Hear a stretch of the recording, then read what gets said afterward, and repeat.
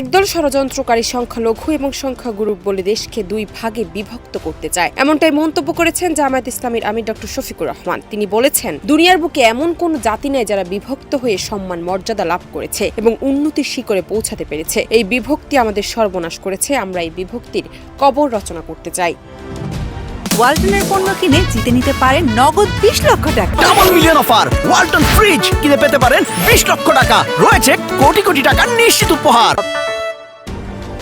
তিনি বলেন, আমাদের এখন দরকার জাতীয় ঐক্য। আমাদের বিরুদ্ধে, দেশের বিরুদ্ধে হাজারো ষড়যন্ত্র হচ্ছে। 18 কোটি মানুষের 36 কোটি শক্ত হাত এই ষড়যন্ত্র রুখে দেবে।